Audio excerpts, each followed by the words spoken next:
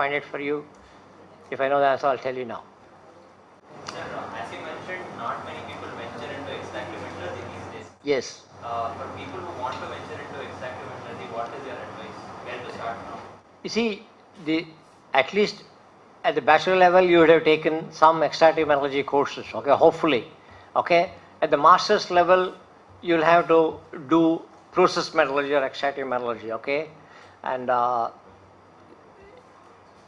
say you join Sterlite, just through a company now, and then they'll take a good metallurgical engineer and train them in different departments, okay. See, the problem is not necessarily even material science or anything. People want to sit in a nice glass cube with a computer, air conditioned, rather than with the dust and smoke, rather than tap metal, that is the problem, So the attraction is not there, We get metallurgical engineers in our companies, or all the companies. Otherwise, we get whatever engineer we get and train him. We have trained a lot of mechanical engineers, okay, and that's the way it is. It's not a what you call it is a dirty industry. It's not an easy one, okay, to persuade people to go. But the demand is there because there is a big cycle where even the metal industry went through some ups and downs. But after that, see, the problem is when they go down, they let go people. They don't do anything, and the extractive metallurgy is over. And then people doesn't go. And then suddenly when things improve, they say they want extractive metallurgy. How can they? It takes 4 years to produce one, okay? So that is the issue I found, And so my company, I know all the other metallurgical companies like that. Germany, see the difference in Europe between America. America they want overnight solutions, okay? In Germany, they'll take an engineer as an apprentice. That word is unheard of in the United States, They want that guy to produce the day they pay him money, okay? In Germany, they'll train him, okay, take the time to train him for a year or two, and then in different departments, and then, okay, you are now in charge of this smelting department, you are now in charge of refining department, like that, okay? So, PhD, you have to be careful, okay, I'll be very honest. I'm not saying you should not, but invariably they'll put you into teaching area, okay? It automatically, or do you want to teach, then go for a PhD. There are very few extractive metallurgy laboratories hiring PhDs today, okay? Because there is no basic research going on, okay? Yeah, okay? I can tell you stories until doomsday on this, but let me say, when I joined this company, 120 professionals, 24 PhDs, doing basic research plus applied research, okay? And then slowly we dwindled down, and then right now no R&D exists.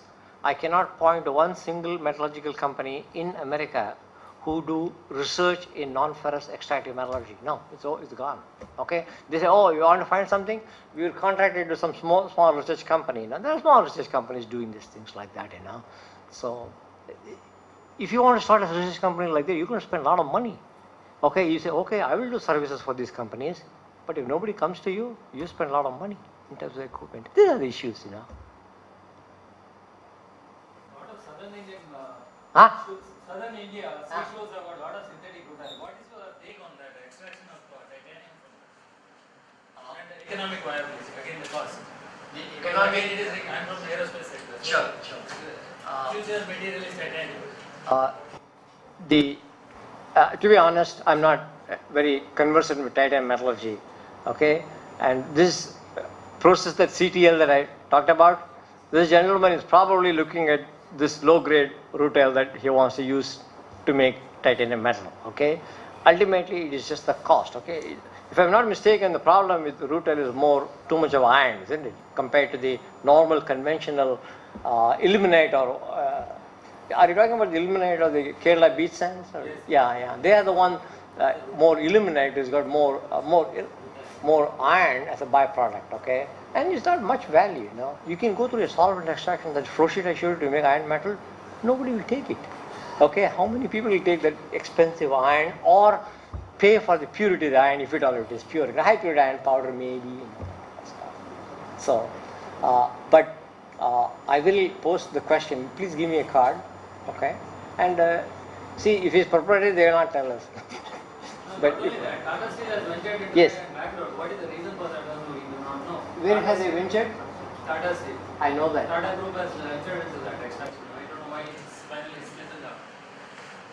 Okay, unfortunately I can't tell you more about it. I have heard about it, okay, so I'll leave it there at the moment. why and all those things. You see, there are strategic metals. We need it, okay? If you can produce titanium of your own, the aircraft industry will benefit a lot, okay? Now all are focusing on Russia. There's a lot of rich reserves of titanium, so even US is also having a smelter over there for the extraction of titanium. Yeah, see, the conventional coal process is always there. Anybody can do it. It's expensive, and that's all. And I think, I don't know whether about American having a plant in Russia, but see, America will go wherever the raw material they want. Okay, there's no choice. They have aircraft industry to support. So they'll do it, okay?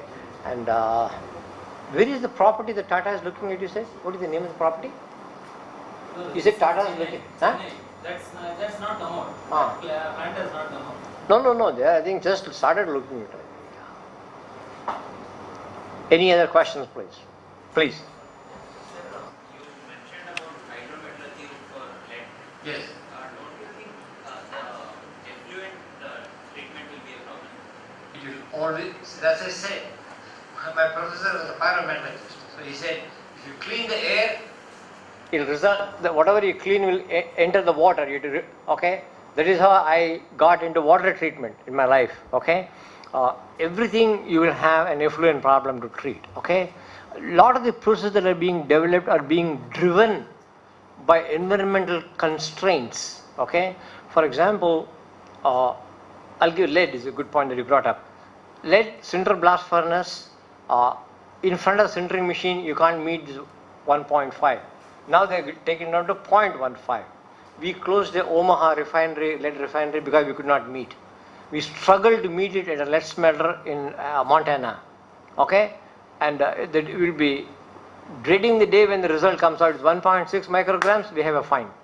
Okay? So, but yes, there will be influence that will be. I don't even know what solvent we are going to look at for lead, number one. Okay? And I have looked at some old papers where they use some amine organic leaching, you know, but it never went anywhere. Okay?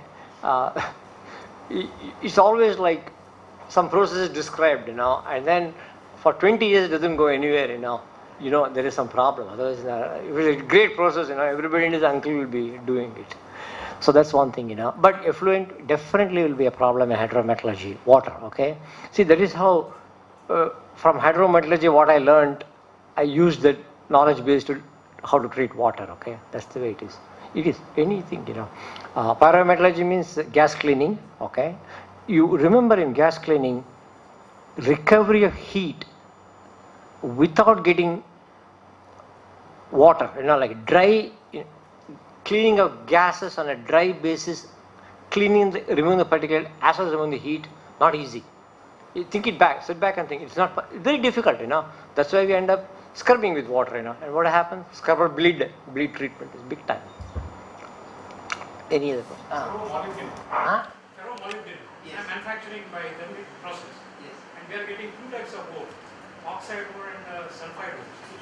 Can you differentiate? Can you tell me the difference between the two types of ore? Here again. Because I am getting some problem with the sulfide ore. To be honest, I'm not aware of the process. So, Okay, it's away from this topic. but no, that's fine. I want to listen to this. I'm sorry. Thank you. See, the minute you say sulfide ore, you know, to make ferromolybdenum, you have to remove the sulfur first, okay, and get probably some moly oxide, and that has to be reduced to the metal with the iron and everything, you know. But again, please give me your card, okay, and I will do the homework and let you know. So you're having problems with the sulfide ore rather than the oxide ore. I'm not even much aware of molybdenum oxide ores at all. I work for a company which made molybdenum for a living, Climax Molybdenum Company, okay. My first project in my life was to get molybdenum out of water, okay. We are tailing 18,000 gallons, I'm just telling you a story, 18,000 gallons a minute. We had to get it down from 20 parts per million down to 2 parts per million using ion exchange. But that was a moly sulfide, and we roast it normally, okay, to make moly oxide. And from there we go to all chemicals, you know, sodium molybdate, ammonium molybdate, all these chemicals, you know. Because this sulfide ore, Yeah. that doesn't contain any oxygen, oxide. No, very little. Practically none, I would say. Yeah.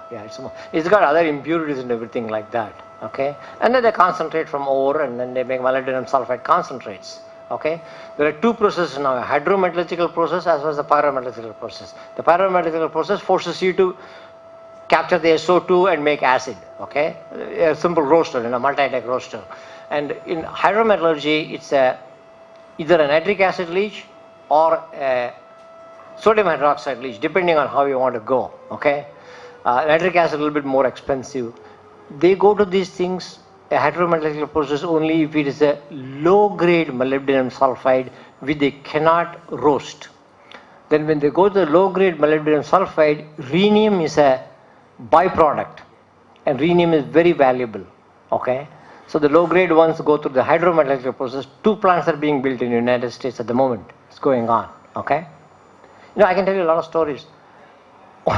I have leached molybdenum, low-grade molybdenum sulfide. My wife says no, that she's laughing there. She says I'm a storyteller. She says I have leached low-grade molybdenum sulfide with nitric acid in autoclaves, and it works. Okay, otherwise you go to caustic leaching. That also works. Kellogg diagram. Huh? Kellogg diagram. Yes. Roasting. Yes. And then making sulfate, oxide, and sulfide. Yeah. Different lenient. Yeah. ASR can be lenient. Yes. Yeah. So depending upon the particle pressure, can you not take out from the components there which one is required? Good. Whenever there are variables, partial pressure of SO2, O2, and temperature. Okay, you do the sulfate stability diagrams and see where these things come. And at school, I have drawn this diagram. Okay, these various mixed. Okay, and as a a homework, but I didn't get clear-cut separation. Okay, that is the issue. Okay, you literally have to put. You have there from Janaf tables, take your delta G and then calculate, and then say okay, see, vary the temperature, and then see whether you can where these variable lines come. You can first, instead of doing you do for molybdenum or you do for another metal, and then you superimpose on one on another, and you can do it. Okay, if selectivity was possible, people will be doing it. Okay, but you're right. You have to first establish the sulfate stability diagram. Any other questions, please? Please. What you said. Yeah. And you said that towards the end of the golden age is now. Yeah.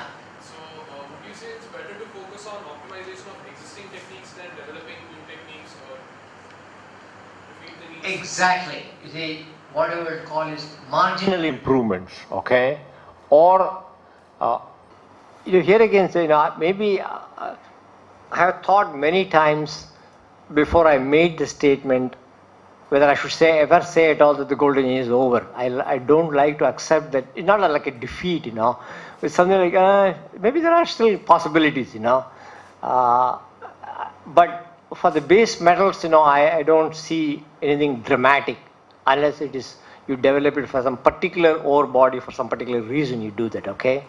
But you will always be looking at cost reduction if you can, okay? That is what you will be looking at, or the technology will come because you have a very ore with some impurities that you don't know how to handle, that you never handled before.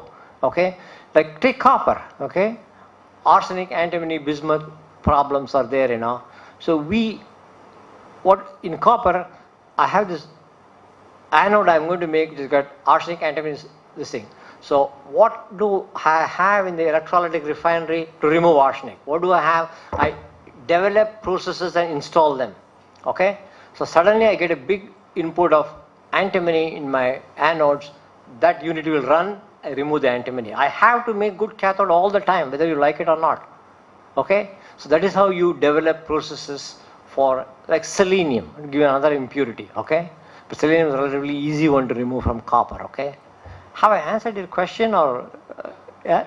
I don't want to get sidetracked, But what I'm trying to imply is that we are smelting copper today. Okay, some go to a plant, they make 300,000 tons of copper.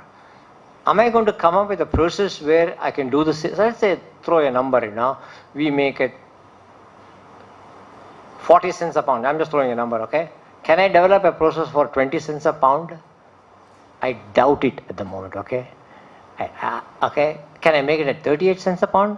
Probably, if I work hard and if I do something different and everything. Many times what happens is a lot of this marginal thing that you want to do, the management is not interested in giving you the money to do it, okay? So they have a tendency to put the cart before the horse, okay? They say, show me, you know. That's another issue I find, you know. So, you know, towards the tail end of my career, before we even started developing the process, you know, they started asking, is it economical? Is it economical? I said, no, I don't even have the process. I'm trying to establish the parameters to see whether then only you optimize or find the cost. So it is a little frustrating to the tail end, you know. So we became just applied engineers, you know, firefighters I call, you know.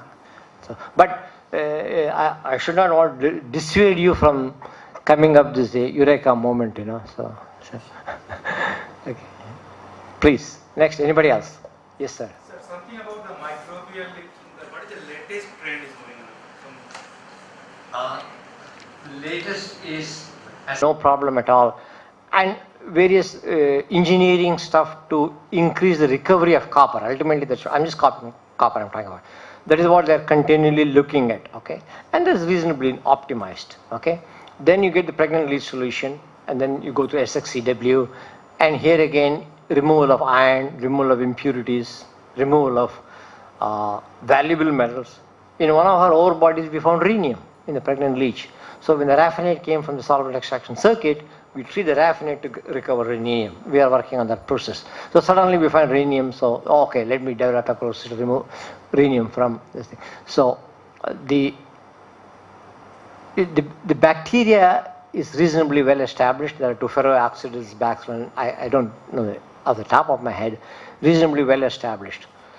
See, when solvent extraction was evolved, it was cheap to make copper because when you mine the high-grade sulfide, the overburden was oxide or low-grade sulfide. Okay, so you just throw acid on it, it is leaching. Okay, the mining cost is not involved. But today, after all this overburden has been leached, the oxide, low-grade oxide or low-grade sulfide, now you really dig. So high-grade sulfide you may concentrate and smelt it. So they have to start a mine from O-grade, okay? And there again, they are going to lower and lower grade ores, okay? Oxide is very easy to leach, you know. Only sulfide, bacteria is needed. And you can work on we know that the oxidation mechanism is from ferrous to ferric, then the oxidation takes place in bacterial leaching, and the bacteria actually increases the kinetics of that. And you can improve those things a little bit here and there, you know. So, and then you have to worry about impurities, okay? Suppose you got arsenic in that ore, it's a low grade ore, but I got arsenic. Now is my bacteria going to die? Okay? So in any bacterial leaching, you kind of acclimatize the bacteria to the leaching conditions, you know. That itself is state. So initially you produce the bacteria and then it get acclimatized, and then how you keep on replenishing it or something is an issue, okay? Chalcopyrite is a challenge, okay? Anybody else?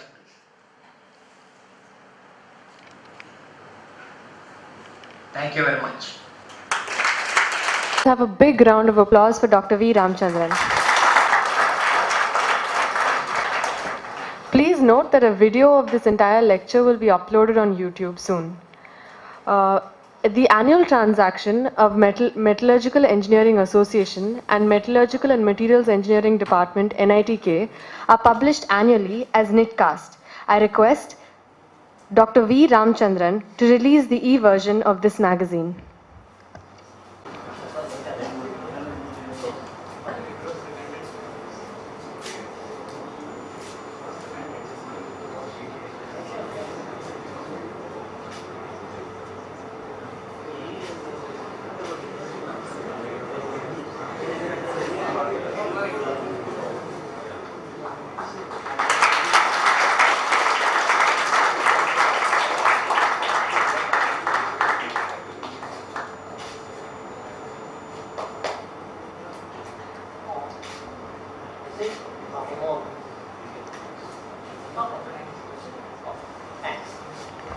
Thank you, sir.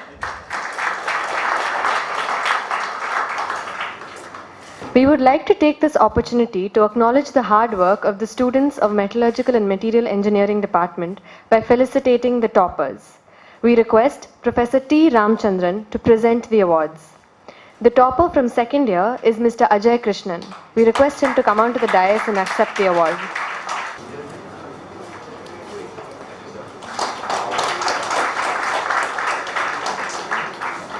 From third year, we have Mr. Juban Surana.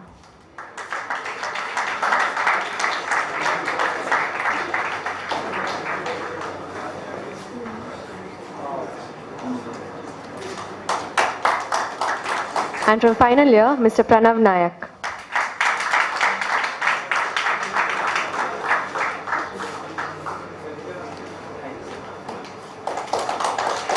Thank you, sir. I now call upon Renuka to deliver the vote of thanks. Respected dignitaries, faculty members, ladies and gentlemen, as we come to the end of the lecture, it is my pleasure to deliver the vote of thanks. I take this opportunity to express my sincere thanks to our beloved HOD, Dr. Narayan Prabhu, the dynamic and flexible person in all academic matters, for setting the tone of the event through his insightful inaugural address. I thank the guest of honor, Professor T. Ramchandran, for gracing the occasion. I propose a vote of thanks to Dr. V. Ramachandran, who shared his precious time for delivering the lecture. I wish to thank him for the efforts he has put into providing a good insight in the process metallurgy of base metals. I extend my deep-felt thanks to Professor Kandaswamy, Dean of Faculty Welfare, Director in charge, who raised the occasion with his presence here today. I would like to thank Professor Swapan Bhattacharya, Patron of MEA, Director of NITK, for his active support and encouragement. My sincere thanks to all the faculty members, former faculty members, alumni, guests for their support and encouragement. Last but not the least, I'm happy to express a vote of thanks to the contributors to TR lecture series, the volunteers, the host, Video Prabhat for video recording, and also the watch and the ward office. I once again thank you all for an outstanding conference, and my sincere tribute to everybody who contributed in one or the other way to make this event a success. Thank you and have a great day.